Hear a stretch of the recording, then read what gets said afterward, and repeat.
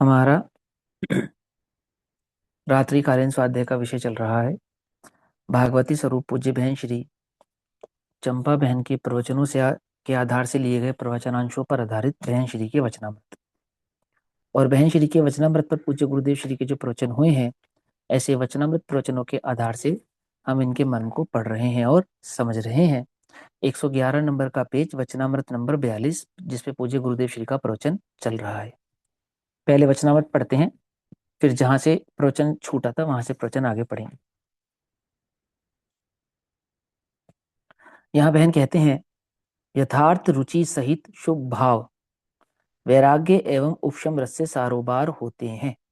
सीधा सा अर्थ है कि जिसको आत्मानुभव हुआ है, ऐसे ज्ञानी का जो शुभ परिणाम है वो कैसा है कि वो अध्यात्म रस से भरा हुआ है, वैराग्यमय है और चैतन्य के रस से सारोबार है, सारोबोर है।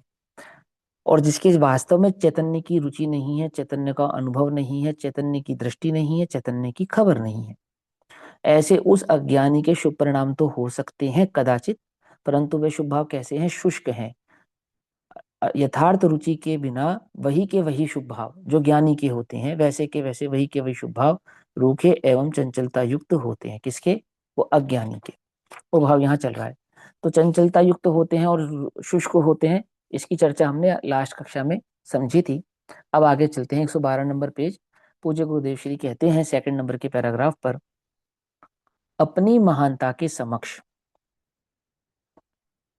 महानता के समक्ष माने कि बाकी सब छोटे, मैं महान हूं, है। अपनी महानता के समक्ष अर्थात देख, जब से अपने चैतन्य प्रभु की दृष्टि हुई तो अन्य पर पदार्थों की इच्छा दृष्टि उस ओर उपयोग जाना छूट गया। उसका नाम है अपनी महानता के समक्ष। ठीक है ना? कि अपनी महानता में क्या है कि अपने भीतर में अपने को देखने पर, अपने को जानने पर जो अपनी परिपूर्णता का की खबर पड़ती है, अपने को सुखी होने के लिए जो पर की दरकार नहीं पड़ती है, पर की आवश्यकता नहीं पड़ती है, वही अपने में क्या है? अपनी महानता है। समझ में ये बात? नहीं समझे क्या है अपनी महानता? कि मुझे सुखी होने के लिए अब इस जगत में किसी पर पदार्थ, पर परमाणु की ओर देखने की आवश्यकता नहीं है। मैं स्वयं के आश्रय से ही परिपूर्ण हूँ। परिपूर्ण एक चैतन्य, अनंत गुणों की चैतन्य वस्तु, एक धातु स्वरूप वस्तु मैं स्वयं ही हूँ। समझ नहीं बात? ज्ञान का घन मैं स्वयं ही होने से मुझ में पर की का प्रवेश होता नहीं है और मेरा पर में प्रवेश होता नहीं है। ऐसा स्व और पर के भेद ज्ञान पूर्वक जहां पर पदार्थ से पर को भोगने की दृष्टि टूटी है, वो महानता है। शीलवती वती स्त्री अपने पति के सिवा अन्य की ओर नहीं देखती। शीलवान पुरुष अपनी स्त्री के सिवा अन्य ओर नहीं देखता। ये उसकी महानता है ना, या नहीं है? समझ नहीं बात? ये उसका घमंड थोड़ी है। आई बस समझ में? इसका अर्थ यह नहीं कि वो जगत में अन्य स्त्रियों को छोटा देख रहा है, उन्हें अपमानित कर रहा है, या वो स्वयं घमंड से जी रहा है। वह स्व स्त्री में संतुष्ट होना, वह स्वदारा संतोष व्रति की महानता है। स्व पुरुष में संतुष्ट होना वो शील व्रति स्त्री की महानता है। ऐसे ही स्वद्रव्य से संतुष्ट ऐसे चैतन्य प्रभु की यह महानता है कि उसे सुखी होने के लिए पर पदार्थ को भोगने की दृष्टि नहीं है। आई समझ में कैसे महानता है उसकी, है ना? तो अपनी महानता के समक्ष जगत की अनंत वस्तुओं में से अन्य कोई भी वस्तु विशेष रूप से यानी कि मुझसे कुछ अधिक हो, अर्थात जिसकी ओर दृष्टि करने से मुझ में किसी प्रकार की परिपूर्णता आ जावे अथवा मुझ में सुख का कोई विशेष वेदन आ जावे, ऐसा जिसे अंतरंग में वेदन नहीं है, अंतरंग में जिसकी ऐसी मान्यता नहीं है, अंतरंग में जिसकी ऐसी दृष्टि नहीं है। पॉइंट पकड़ में आ रहा है ना? ये बात समझ में आ रही है? हाँ मोहित भैया, क्या कहना, बोलो। जैसे यहाँ पर इन्होंने महानता बताई है। पर अगर हाँ, वैसे देखें भैया कि स्वय द्वारा संतोष, ये तो कर्तव्य हुआ ना। कर्तव्य माने कि मैं पर को देखूं क्यों? जब मेरी स्वयं की स्त्री है तो वो तो मेरा ये तो कर्तव्य है कि मैं पर वो को तो नहीं वो देखूं। तो उदाहरण है। एक तो उदाहरण से एक देश होता है।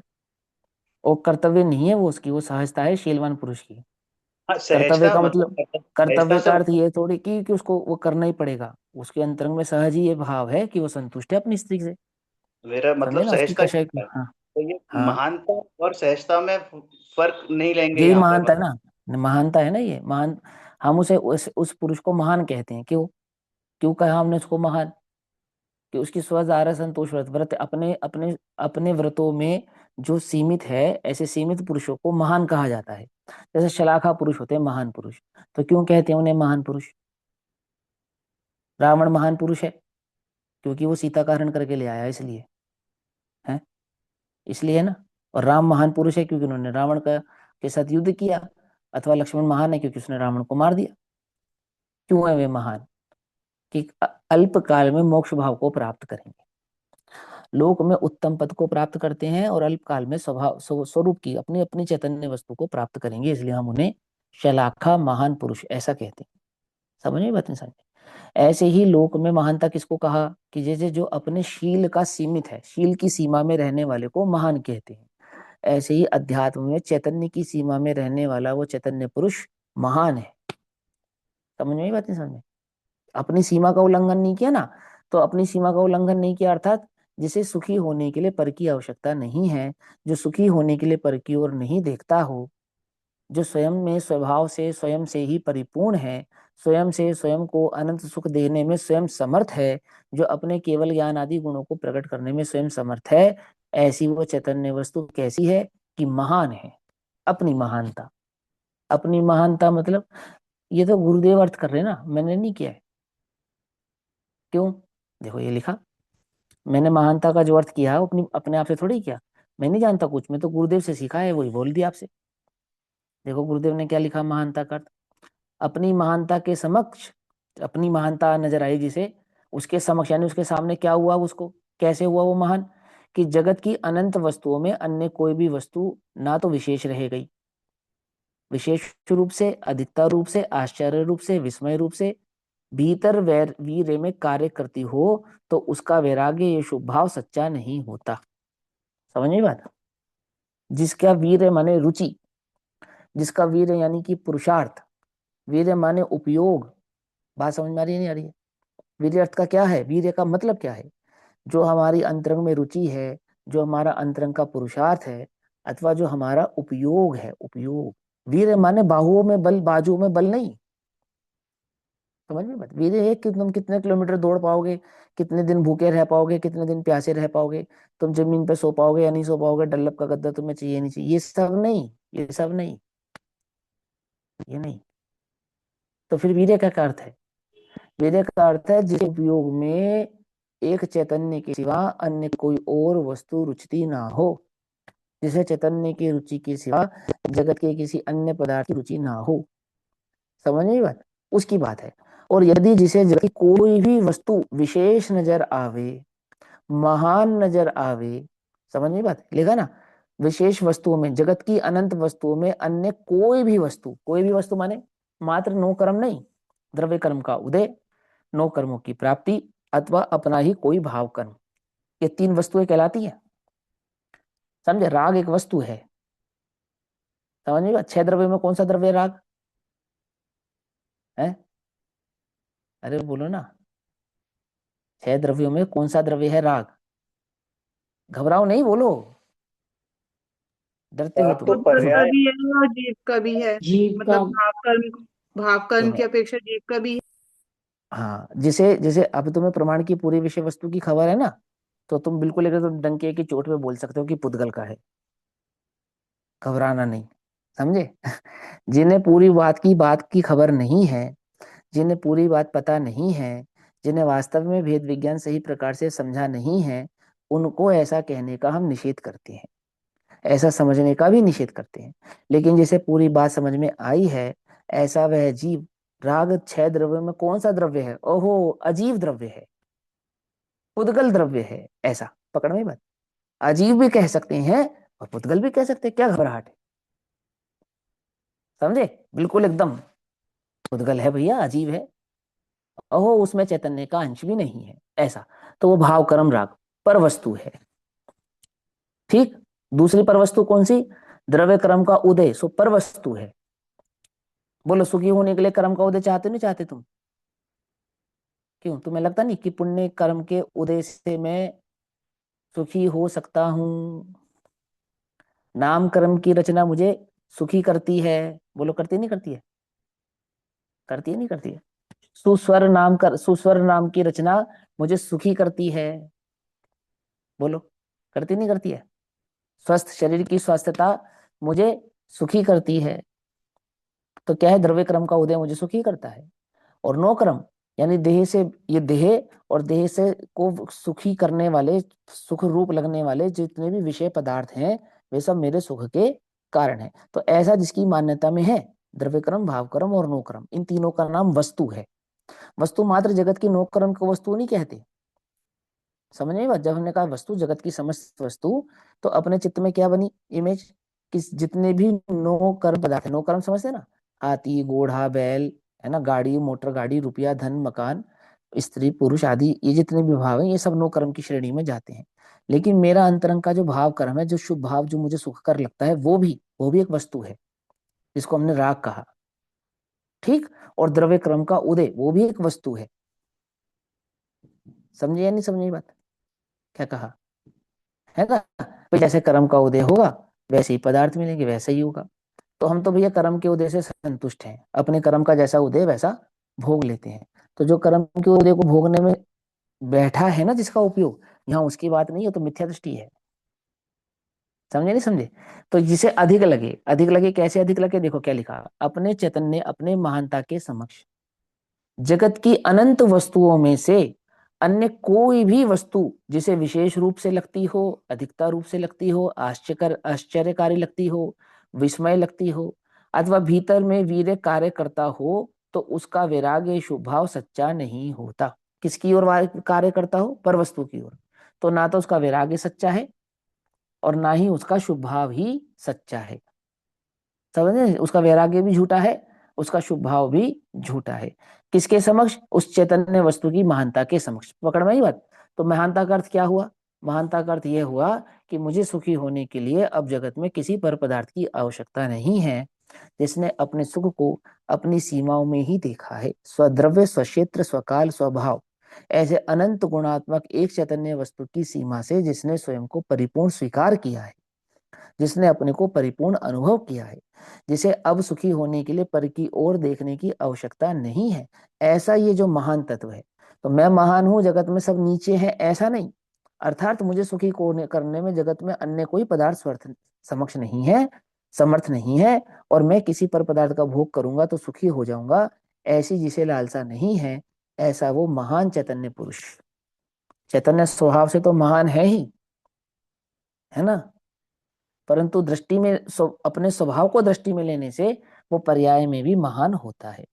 ऐसा वो महान पुरुष कैसा है कि उसके जो वैराग्य है और उसका जो शुभ भाव है वो तो सच्चा है, लेकिन जिसकी दृष्टि में वो चैतन्य नहीं है, उसकी दृष्टि, जिसकी दृष्टि में परवस्तु से महानता है, किसी आमुक विश्व कर्म के उदय से महानता है, जिसे सर्वार्थ सिद्धि या स्वर्ग आदि को प्राप्ति से महानता लगती हो, जिसे देव शास्त्र गुरु की प्राप्ति से महानता लगती हो।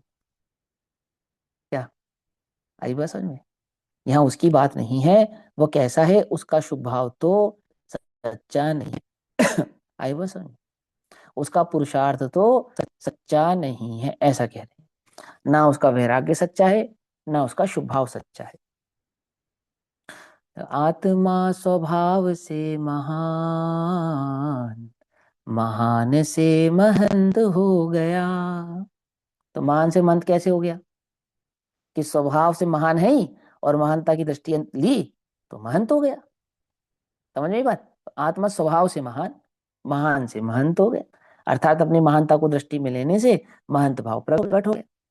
तो वो महानता ऐसी नहीं कि वो पर को नीचे दृष्टि से देखना, इसलिए उदाहरण दिया कि जैसे सदारा संतोषव्रती शीलवान पुरुष, शीलवान स्त्री अपने पुरुष अपनी अपनी स्त्री में संतुष्ट होते हैं और पर की ओर नहीं देखते हैं, तो इसका अर्थ यह नहीं कि वो पर का अपमान करते हैं, उनको हीन दृष्टि से देखते हैं, वे अपने सीमा से संतुष्ट हैं। ऐसे ही चैतन्य ने अपनी महानता स्वीकार की, तो इसका अर्थ ये नहीं है कि पांच द्रव्यों को उसने नीचा देखा, अथवा पांच द्रव्यों में राग द्वेष का परिणाम करके उनको अशुभ समझा। क्या समझा? अहो मुझे सुखी होने के लिए जगत में पर की आवश्यकता नहीं है, ऐसे अपने महान स्वभाव को जानने पर, समझे नहीं समझे, ऐसा वो महान है। ऐसा उसका शुभ भाव भी आत्मार्थ की स्निग्धता रहित, क्या कहा, अज्ञानी का जो शुभ भाव है, होता है या नहीं होता है? प्रथम में प्रथम, फर्स्ट ऑफ ऑल अज्ञानी के शुभ भाव होता नहीं है। समझे, पहली तो ये इकाई है। क्या कहा? अज्ञानी को शुभ भाव होता नहीं है। ये कैसी बात करते हो? हमने तो सुना है जगत में अज्ञानी को नौवा ग्रह होता है, तो अशुभ के फल में होता है कि हाँ कम अशुभ के फल में होता है? क्या क्या है जैन दर्शन का दृष्टिकोण? कम अशुभ के फल में होता है। अंधों में काणा राजा होता है। क्या? आई बात समझ में नहीं समझ में? अंधों में काणा क्या होता है? राजा होता है। ऐसे ही अत्यंत अशुभ में कम अशुभ, समझे, उसको शुभ का परिणाम या शुभ फल ऐसा कहते हैं। होता थोड़ी है, होता थोड़ी है। समझे नहीं समझे? तो कौन होता है? जिसके दोनों ज्ञान चक्षु परिपूर्णता से खुली हो। ज्ञान चक्षु, चरम चक्षु नहीं, ज्ञान चक्षु। तो कैसे ज्ञान चक्षु खुले हो? वास्तव शुभ भाव तो किसके होता है? ज्ञानी के ही होता है, अज्ञानी के होता ही नहीं। ये तो पहली परिपाटी है। कर्णानुग की अपेक्षा से शुभाशुभ सब परिणाम होते हैं, उसका निषेध नहीं है। आगम में दोनों प्रकार की विवक्षाएं हैं, लेकिन जो मूल मैं कर दूंगा। एक बार जो दिन रहा था, हम उस खिलाड़ी की बात पे जो है इसमें होस्ट को ना भैया म्यूट करो। हाँ, वो पता नहीं होता ना लोगों को, ये टेक्नोलॉजी ऐसी है भैया, है ना। हाँ। हाँ, तो देखो, आगम में दोनों प्रकार की विवक्षाएं हैं ना, अपेक्षाकृत शुभाशुभ दोनों बातें कही जाती हैं, पर वास्तविक में मूल बात यही है कि अज्ञानी के शुभ भाव होता ही नहीं है। और अज्ञानी के जो कदाचित शुभ परिणाम पाया गया है, जो वास्तव में कम अशुभ है, जिसे हम परंपरा से शुभ कहते हैं, ठीक है ना, ऐसा वह शुभ परिणाम कैसा है? शुष्क है, सुखमय नहीं है, सच्चा नहीं है, वैराग्य में नहीं है। ज्ञानी का जो परिणाम है वो सच्चा है। तो यहाँ कहते हैं उसका, यानी कि उस अज्ञानी का जो शुभ भाव है, वह शुभ भाव भी कैसा है कि आत्मार्थ की स्निग्धता रहित, अर्थात आत्मार्थ यानी आत्मा जिसमें प्रयोजन हो, ऐसे प्रयोजनभूत आत्मभाव की प्राप्ति की स्निग्धता से तो वह रहित है। अर्थात उस शुभ परिणाम में चैतन्य तो कहीं है ही नहीं। वह शुभ परिणाम चैतन्य से तो कहीं जाकर जुड़ता ही नहीं है। ऐसा कौन सा शुभ परिणाम है जो चैतन्य से जाकर जुड़ता हो? हम्म, कि जिसकी दृष्टि में चैतन्य हो, उसके समस्त शुभ परिणाम चैतन्य की ओर जुड़ने वाले हैं। कैसे? समझना ध्यान से, है ना। मैंने आपको एक बार पहले भी समझाया था कि वास्तव में तो शुभ परिणाम आत्मा में जो गुण भेद का चिंतन है उसका नाम है वास्तविक शुभ परिणाम। किसका नाम है? आत्मा में जो गुण भेद का चिंतन है। अथवा यूं कहा जा सकता है कि आत्म सन्मुख होने के लिए जो चिंतन उस अज्ञानी के चल रहा है, उस अज्ञानी के आत्मोन्मुख होने का जो वास्तविक चिंतन चल रहा है, उस चिंतन का नाम वास्तव में शुभोपयोग है। पकड़ में बात। अन्य और किसी परिणाम का नाम शुभ नहीं है। हाँ, उस ओर ले जाने वाले परंपरा से स्वाध्याय भी शुभोपयोग है, उसके उसी परंपरा में गुरु भक्ति भी शुभोपयोग है, और उसी परंपरा में सच्चे देव भक्ति भी वो उसके शुभोपयोग का ही लक्षण है। क्योंकि सच्चे देव शास्त्र गुरु का श्रद्धान हुए बिना तत्व का श्रद्धान संभव नहीं, और तत्व का श्रद्धान हुए बिना आपा पर का श्रद्धान संभव नहीं, और आपा पर का श्रद्धान हुए बिना अर्थात भेद ज्ञान हुए बिना आत्म अनुभव भी संभव नहीं है। तो इस अपेक्षा से उस परिपाटी में इन समस्त परिणामों को शुभ कहते हैं। इसके अलावा मैं भूखा रहूं, ये शुभ परिणाम नहीं है। क्या कहा? मुझे भोजन नहीं करना, ये शुभ परिणाम नहीं है। मैं अनाहारी चैतन्य तत्व हूं, ये शुभ परिणाम है। आई बात समझ में, है ना। मुझे पांच इंद्रिय के विषय नहीं भोगने, ये शुभ परिणाम नहीं है। ओहो, मैं पर पदार्थ को भोग नहीं सकता, पर पदार्थ को छू नहीं सकता, पर पदार्थ मने अड़तो नथीज, ये जो अंतरंग का चिंतन है, वास्तव में इसका नाम शुभ भाव है। तो मुझे भोजन नहीं करना, ये कौन सा परिणाम है? ये कम अशुभ भाव है। क्या समझे? कम अशुभ भाव नहीं समझे? फिर समझाता हूं, देखो। तुमने ठान लिया कि आज इस व्यक्ति को जान से मारेंगे, ठीक। फिर तुमको लगा थोड़ा कि चलो आज नहीं कल मारेंगे, तो आज नहीं मारेंगे कल मारेंगे, शुभ भाव हुआ ना? क्यों? अरे आज नहीं मारेंगे कल मारेंगे, तो आज की कोटि में तो आज का तो परिणाम शुभ भाव में गया या नहीं गया? कि आज नहीं मारेंगे कल मारेंगे। कि भैया कैसी अटपटी बात करते हो? तो यही तो तुम करते हो, आज नहीं खाएंगे कल खाएंगे। आज नहीं भोगेंगे, कल भोगेंगे। क्या समझे? कुछ बात समझ में ही नहीं। मैं इन 5 इंद्रिय के विषयों का सेवन आज नहीं करूंगा, फिर कब करूंगा? कल करूंगा। मनुष्य गति में नहीं करूंगा, फिर कहाँ करूंगा? देव गति में करूंगा। ओहो, क्या है ये? कि मैं इसे परंपरा से कम अशुभ ऐसा तो कह सकता हूं, परंतु वास्तव में ये शुभ नहीं है। तो शुभ क्या है? मैं 5 इंद्रिय के विषय का सेवन करने से सुखी होता नहीं हूं, हो सकता नहीं हूं, अपने स्वभाव को भूलता हूँ, चैतन्य में एकत्व बुद्धि को त्याग कर देह में एकत्व बुद्धि धारण करता हूँ, तो ये भोग बुद्धि मुझे उत्पन्न होती है, हो यह मेरे करने योग्य नहीं है, ऐसा जो चिंतवन है, मैं अनाहारी हूं, ऐसा जो चिंतवन है, वो शुभ उपयोग है, वो शुभ परिणाम है। कुछ बात समझ में आती नहीं आती? एक स्त्री का सेवन शुभ परिणाम नहीं है। ओहो, ब्रह्म स्वरूपी आत्मा की रमणता वह शुभ परिणाम है। कब धन्य सो अवसर पाऊं, वो शुभ परिणाम है। समझे? वो मैंने पाप घटाया है, तो जितना रखा है वो पाप परिणाम है। समझे नहीं समझे? जो घटाया है उतना छोड़ा तो शाबाश, परंतु जितना रखा है, परिग्रह का प्रमाण कर लिया, तो प्रमाणित परिग्रह शुभ के खाते में जाएगा, शुभ के खाते में जाएगा। परिग्रह पाप है ना, और कम परिग्रह पुण्य है। अरे कम परिग्रह कम पाप है, बस सिंपल। अपरिग्रह वो पुण्य है। कुछ बात समझ में नहीं? अपरिग्रह क्या है? पुण्य है। और चैतन्य परिपूर्ण है, परिग्रह की आवश्यकता नहीं है, वो धर्म है। अंतर समझ में आता है या नहीं समझ में आता है? या नहीं समझ में आता है ना? वो चढ़ना नहीं पड़ा ना, उल्टा उल्टा। तो ऐसा लगता है कि अब तो हम शुभ कर रहे हैं, दिन में भोजन कर रहे हैं तो शुभ कर रहे हैं, भक्ष भोजन कर रहे हैं तो शुभ कर रहे हैं, और अशुभ है वो भी अशुभ है, घबराना नहीं। कम कम अशुभ है, कम हिंसा है, अधिक हिंसा से कम हिंसा भली है, ऐसा ऐसा है ना सूत्र। किसमें? किसमें लिखा है? पुरुषार्थ सिद्धि उपाय में सूत्र है। तर्क किया आचार्य अमृतचंद्र देव ने कि भैया घिया में क्या जीव नहीं होता, जीव बस आलू में ही होता है। आलू त्यागने की तो बात करते हो और घिया त्यागने की बात नहीं करते हो, ये तो तुम पार्शलिटी करते हो। तो वहां आचार्य अमरचंद्र देव ने क्या कहा कि यहाँ तो अधिक हिंसा और कम हिंसा की बात है। किसने कहा घिया खाना पुण्य है? हमने कहाँ कहा? हमने नहीं कहा, हमने तो कहा अधिक हिंसा से तो कम हिंसा भली है। फिर वहां उसने तर्क उठाया, यदि ऐसा है तो घिया में तो अनंत जीव है, आलू में तो अनंत जीव है, और संघी पंचेंद्रिय एक जीव है, तो एक एक गाय खा मारो और महीने तक खाओ, तो एक जीव को मारने का पाप लगेगा या नहीं लगेगा? बस एक ही का तो मारा हमने।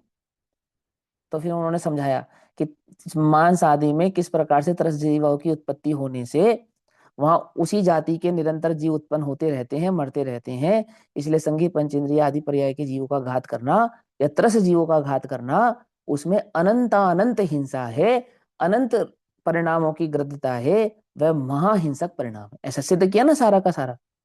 तो वहां उन्होंने स्वयं तर्क उठाया है, ये हिमांशु भाई अपने मन से नहीं बतला रहे हैं। पुरुषार्थ सिद्धि उपाय में आचार्य देव ने बात स्वयं समझाई है। क्या समझाया? कि वहां घिया आदि का सेवन जो करने के लिए कहा है, तो वह पुण्य है इस दृष्टि से नहीं कहा है, वो कम हिंसा है इस दृष्टि से कहा है। परिग्रह का परिमाण कम हिंसा है, कम पाप है। समझे? ये बात नहीं समझ में आई? हम तो समझ रहे हैं वो पुण्य है, आचार्य कहते हैं वो कम पाप है, वो कम हिंसा है। ठीक, कम हिंसा पुण्य नहीं होती, कम हिंसा धर्म नहीं होती, अहिंसा धर्म होती है। अहिंसा वो धर्म है। समझ में आती बात? नहीं समझे? कम हिंसा कम पाप है, अहिंसा सो धर्म है। अहिंसा क्या है? पर पदार्थ की ओर नहीं देखना अहिंसा है।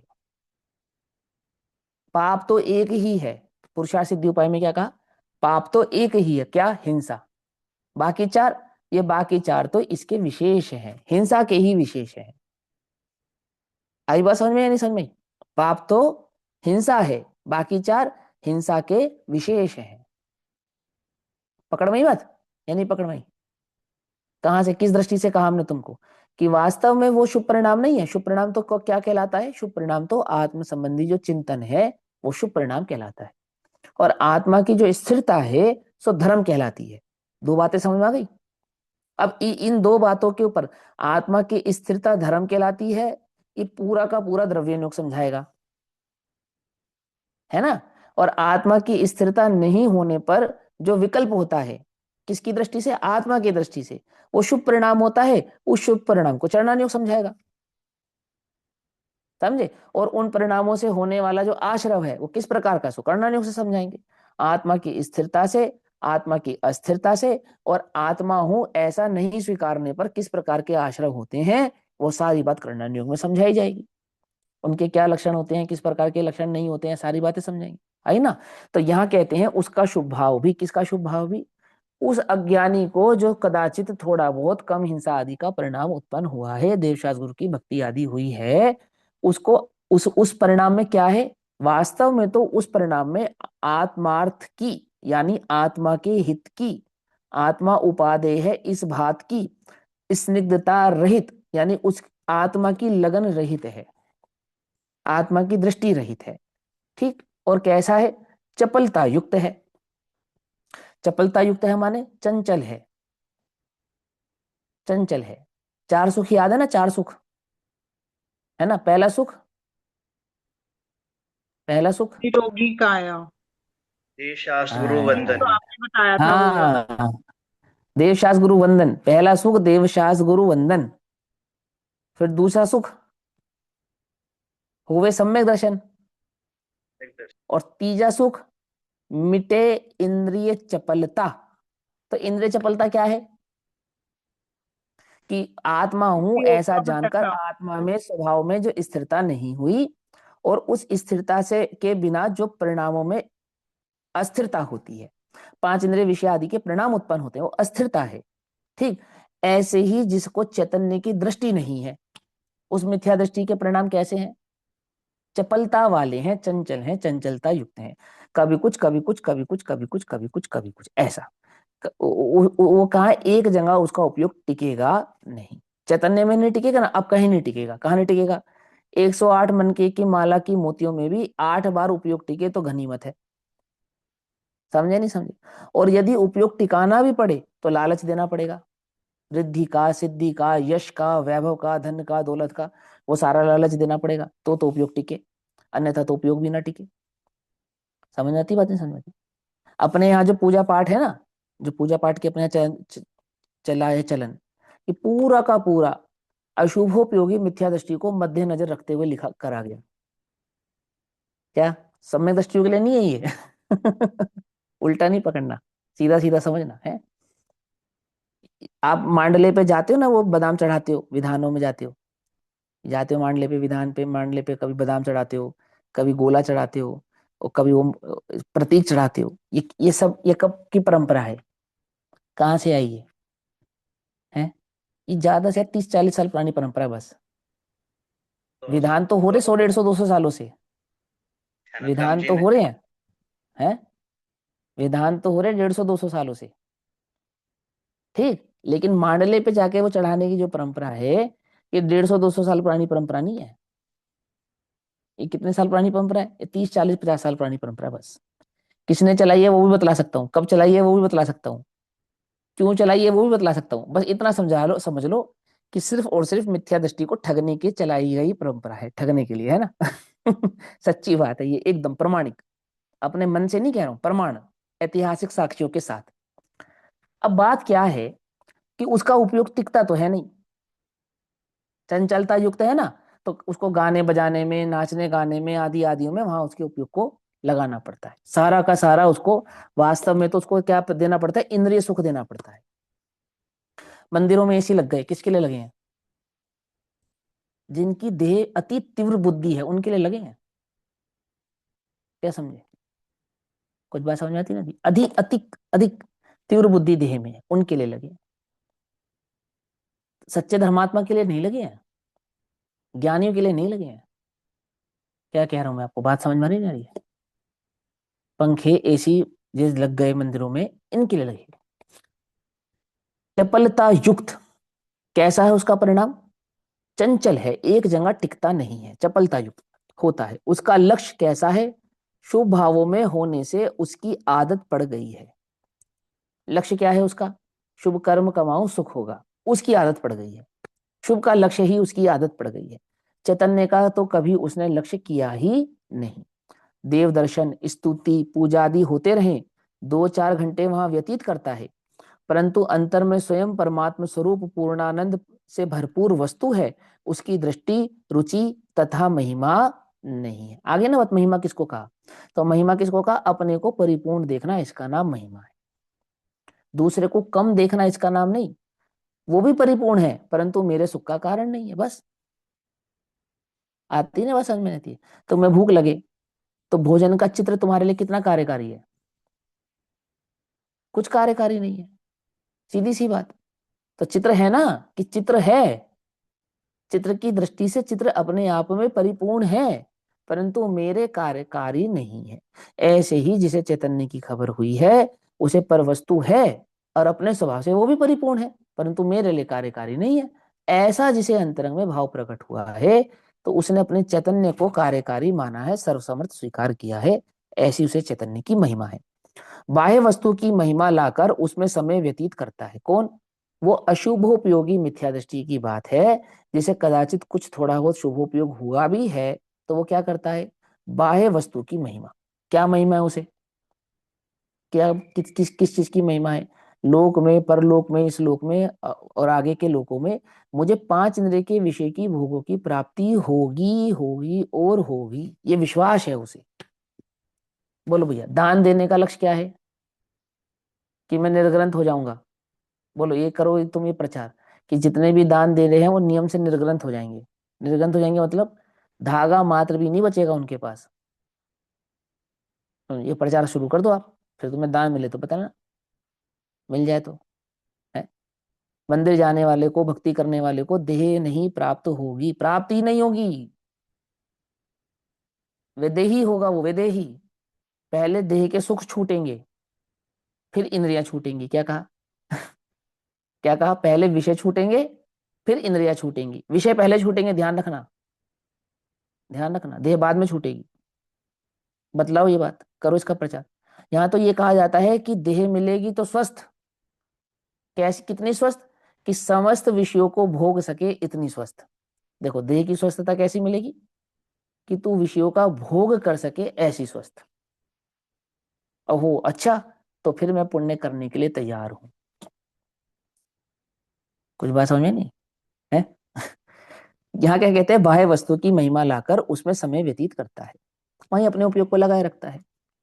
वे सब शुभ भाव आत्म रस रहित। ये शब्द शुभ भाव कैसे हैं? चाहे वो भक्ति के परिणाम है, चाहे कैसे भी परिणाम है ना?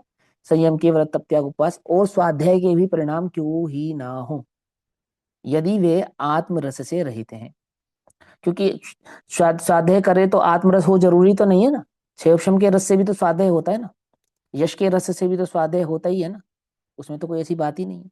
यहाँ कहते हैं आत्मरस रहित, रूखे और चंचलता युक्त हैं, उनसे किंचित आत्म कल्याण धर्म नहीं होता। किसके? उस अज्ञानी के शुभ भावों से किंचित भी आत्म कल्याण या धर्म होता नहीं।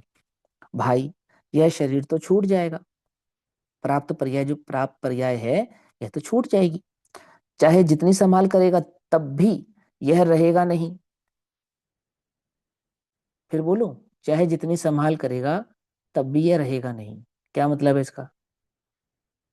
क्या मतलब है? कि तू धर्म करने के लिए भी इसकी संभाल मत कर। यदि तुझे धर्म करना हो तो अपने उपयोग की संभाल कर, देह की संभाल मत कर। बात समझ में आती है? नहीं समझ में आती है? अब ये बात थोड़ी समझने वाली बात है ना?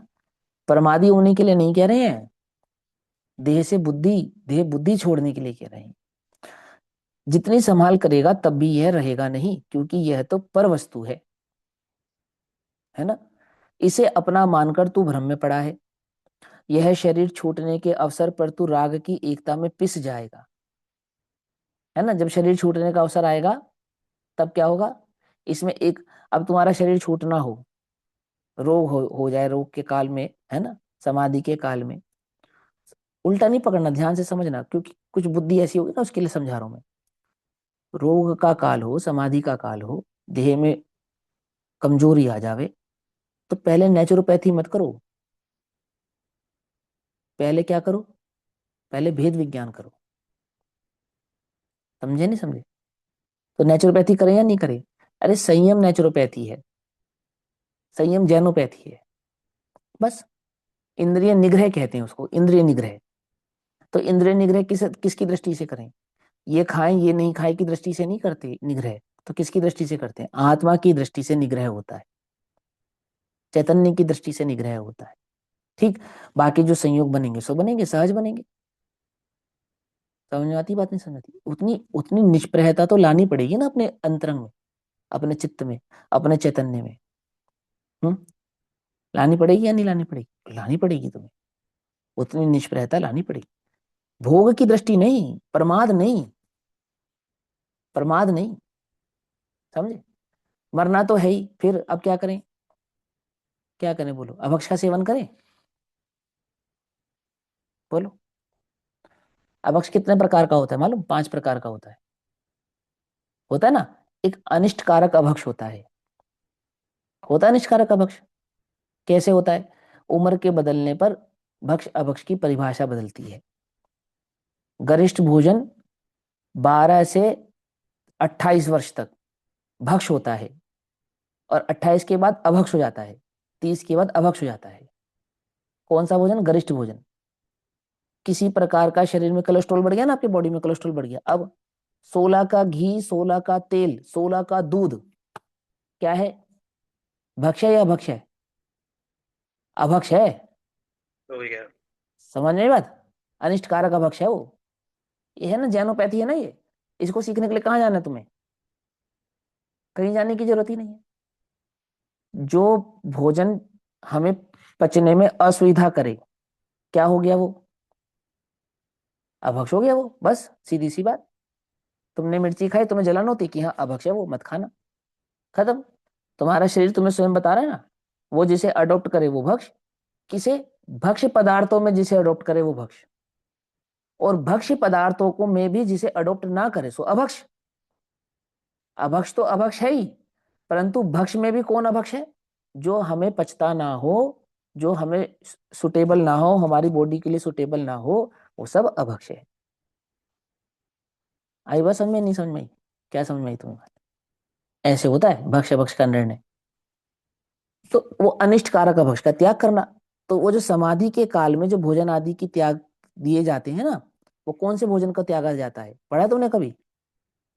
जो पचना बंद हो जाए, जैसे अनाज पचना बंद हो गया तो सिर्फ अनाज त्याग दो। दूध पचता है तो दूध पियो। फिर दूध पचना बंद हो गया तो दूध त्याग दो। छाछ पचती है तो छाछ पियो। फल पचता है तो फल खाओ, कोई बात नहीं। फल त्याग दिया तुमने, पहले नियम है, फल त्याग दिया तो कोई दिक्कत नहीं। अन्य जो वस्तु का सेवन करते हो, उन सेवन करने वाली वस्तुओं में जो तुम्हें पचे वो तो तुम रखो, और जो ना पचे उसको त्यागते चले जाओ।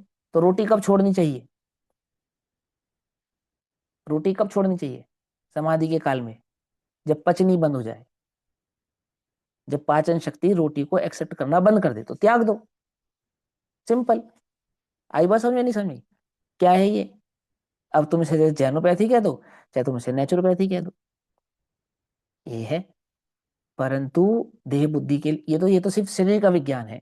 ऐसा करने से धर्म होता नहीं है, ऐसा करने से धर्म का कोई संबंध नहीं है।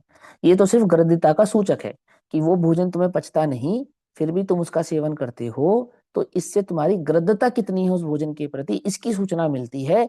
तो उस ग्रद्धता का त्याग कराने के लिए ऐसा कहते हैं। आई बात समझ में? नहीं समझ में? किसका त्याग कराने के लिए? ग्रद्धता।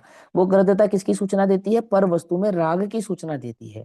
क्योंकि तुझे तो चैतन्य में प्रीति होनी चाहिए, पर वस्तु में प्रीति नहीं होनी चाहिए, इसलिए वहां पर वस्तु के त्याग से उसकी ग्रद्धता का योग संयोग तोड़ाने के लिए ऐसा उपदेश करते हैं।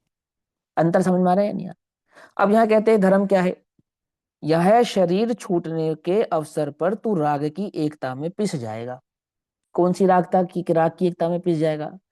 या तो ग्रहण करूं, और क्या ग्रहण नहीं करूं, बस इस चक्कर में रह जाएगा। क्या समझे? अब जिन्हें शरीर में इतनी एकत्व बुद्धि है, जिन्हें समाधि का विकल्प ही नहीं है, वह तो पीस ही रहे हैं। जिन्हें विकल्प ही 5 इंद्रिय के विषयों का है, वो तो पीस ही रही है। लेकिन जिसने यदा कदा 5 इंद्रिय के विषय का त्याग भी किया, जिसने यदा कदा थोड़ा बहुत अंतरंग में भेद विज्ञान प्रकट भी किया, कुछ धर्म की शरण में भी आया, तो देह छूटने का अवसर पर क्या होगा? क्या तो मैं ग्रहण करूं, क्या ग्रहण नहीं करूं, कहाँ तो मैं जाऊं, कहाँ मैं नहीं जाऊं, कौन से तो संयोग प्राप्त हो और कौन से संयोग ना प्राप्त हो, इस राग में तो पिस जाएगा, ये कह रहे हैं। क्यों?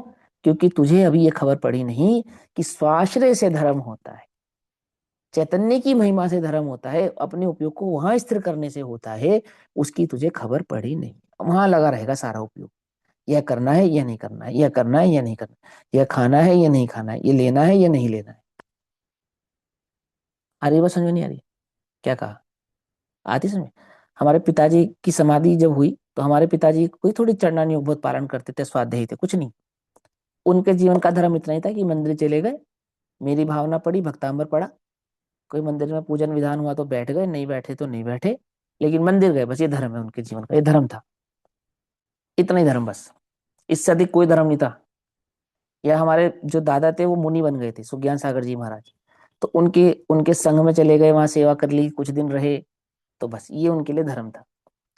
जब उनका अंत समय आया तो उन्होंने 3 या 4 दिन पहले अपने आप ही, रोज रोटी खाते थे ना, रोटी खुद ही छोड़ दी। तो उनको किसी ने प्रेरणा दी कि रोटी मत खाओ, हमें वो रोटी नहीं खानी, तो क्या खाना है, पानी पी लिया या छाछ पी लिया, जूस पी लिया, बस।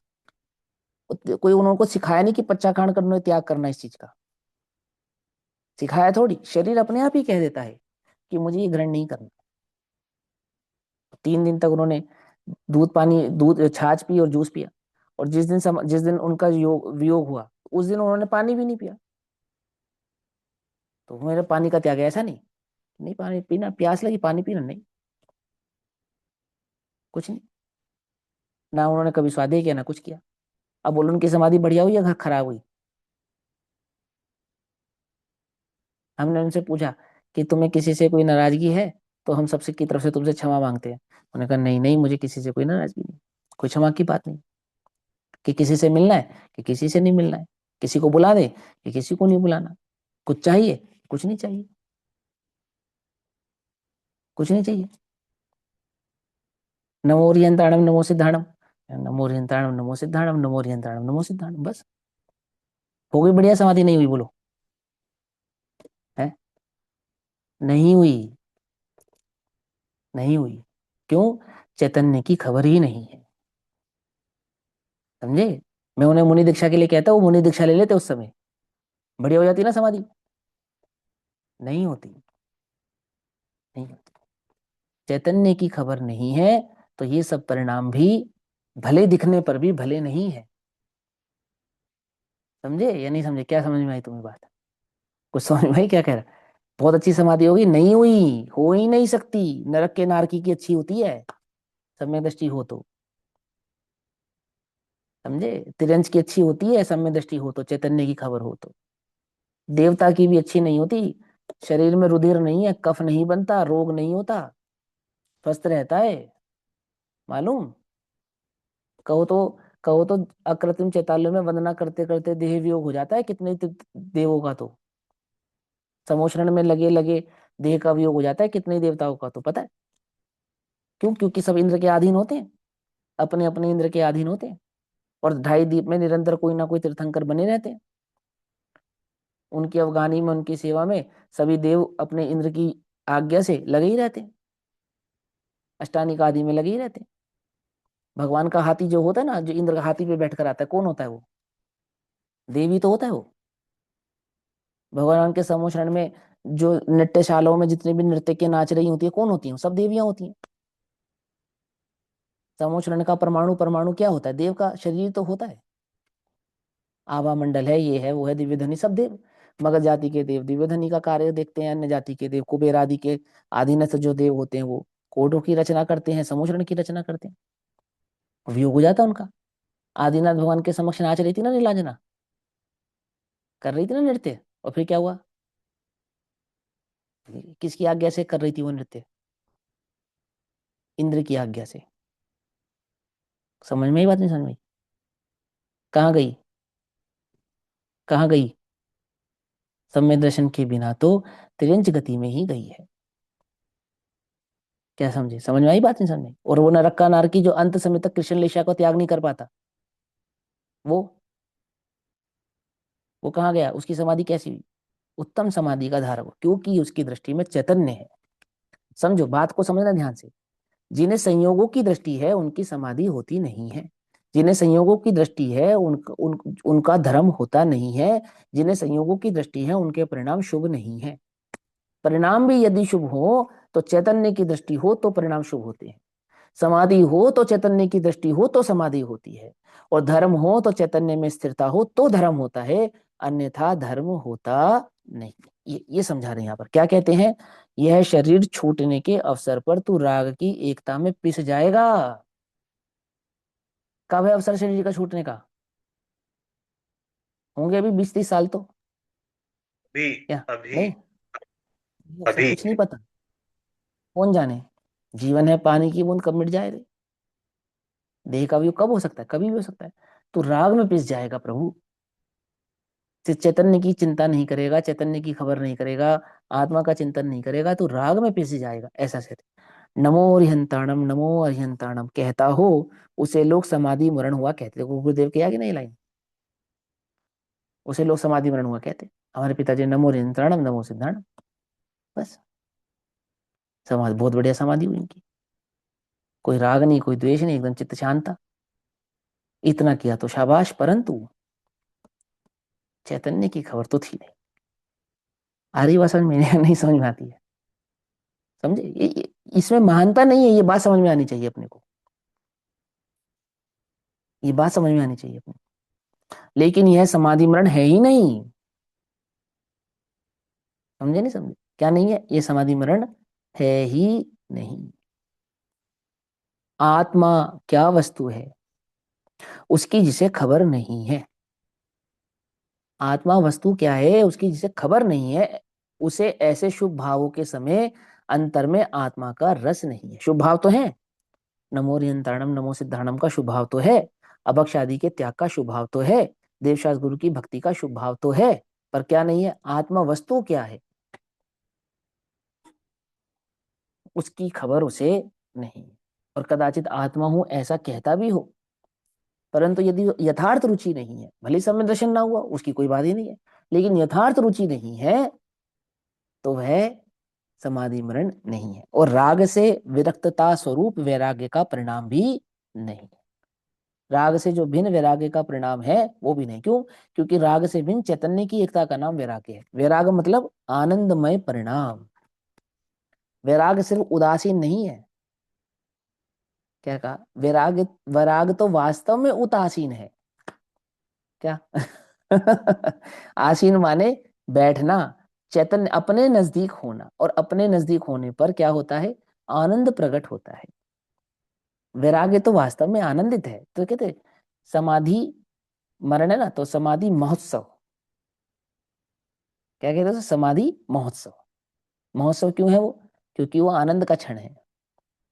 आनंद का क्षण है अर्थात, आनंद का क्षण है अर्थात चैतन्य की खबर है भाई। वहां को ये तो देह, देह तो कब की छूट गई दृष्टि में। समझे नहीं समझे, ये तो सिर्फ एक, वो तो परंपरा है कि वो आत्मा जो है शरीर को छोड़कर जाएगा तो सारा जगत उसमें विलाप करता है कि हाँ वो मर गया। कौन मर गया, अजर अमर को कौन मारे, क्या, लेकिन अजर अमर की खबर ही नहीं। अब वो वैराग्य का क्षण कैसा है, शोकाकुल। समझे या नहीं समझे, ऐसा नहीं, ये तो आनंद का क्षण है। तो कहते हैं राग से विरक्तता स्वरूप वैराग्य का वह परिणाम नहीं है। कौन सा परिणाम है, परमोदात था, वह परिणाम जिसमें चैतन्य की खबर नहीं है, चैतन्य की दृष्टि नहीं, इसलिए वह सब शुभ राग रूखा और चंचलता युक्त है। तो शुभ परिणाम तो होता है, परंतु रूखा है, रूखा है ना, और चंचलता युक्त है। ऐसा तो बाबा बन जाए जब समझ में आए। एक प्रश्न है, ऐसा तो बाबा बन जाए जब समझ में आए। अरे भाई, तू बाबा ही है, बाबा बन जाए मतलब है, मुनि बन जाए ऐसा, त्यागी बन जाए ऐसा, है ना।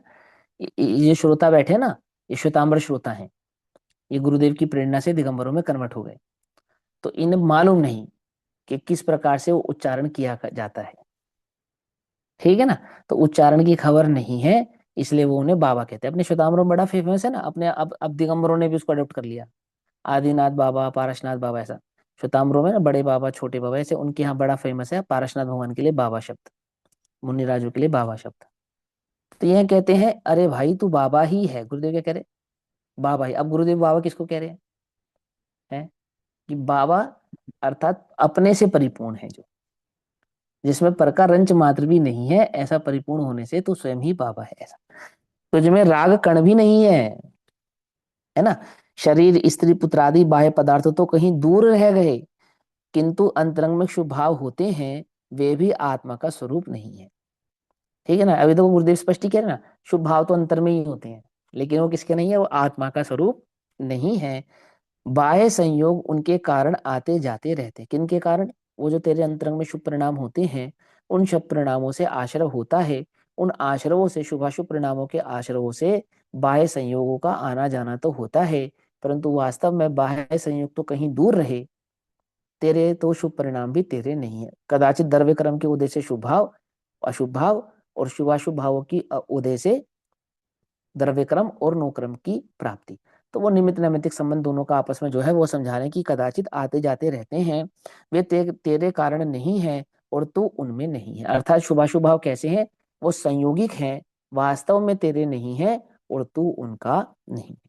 अंतर में अन्य पदार्थ के प्रति विस्मय अर्थात आश्चर्य ना छूटे और शुभ भाव रहे, वह सब रूखा तथा चंचलता युक्त है। बस अंतिम लाइन, ठीक, बाकी चर्चा कल करेंगे। यहाँ क्या कहते हैं, अंतर में अन्य पदार्थ के प्रति क्या ना छूटे, विस्मय ना छूटे, अर्थात उसे देखने का राग नहीं जो छूट रहा, उसे भोगने का जो राग नहीं छूट रहा, वो मैं उसे जानूं, ऐसे जानने की जो इच्छा या गर्दता नहीं टूट रही, उसका नाम वास्तव में शुभ भाव नहीं है। ठीक है ना। अर्थात तू जो भक्ति के प्रभाव से या धर्म के प्रभाव से क्या मानता है, धर्म का फल क्या है, क्या है कि अगर एक भवों में सुख की प्राप्ति हो, शुभ भाव। है ना, धर्म का फल ये ना सुख की प्राप्ति होगी। कौन से सुख की प्राप्ति होगी, कि वो पांच इंद्रिय के विषय प्राप्त होंगे, इस भव में भी प्राप्त होंगे, परभव में भी प्राप्त होंगे, और फिर कभी कभी मोक्ष भी मिल जाएगा, कभी, वो तो कभी मिल जाएगा, लेकिन पहले क्या मिलेंगे, पहले तो सारे संसार के विषय प्राप्त होंगे ही होंगे। तो उसकी दृष्टि है ना उसे, तो जिसे पर के संयोग की दृष्टि है, पर के राग की दृष्टि है, प्रभाव की दृष्टि है, उसका वो शुभ परिणाम कैसा है, रूखा है और चंचलता युक्त है। बाकी चर्चा हम कल करेंगे, अभी समय हुआ। तब तक के लिए सभी को जय जिनेन्द्र, ओम नमः सिद्धेभ्यः।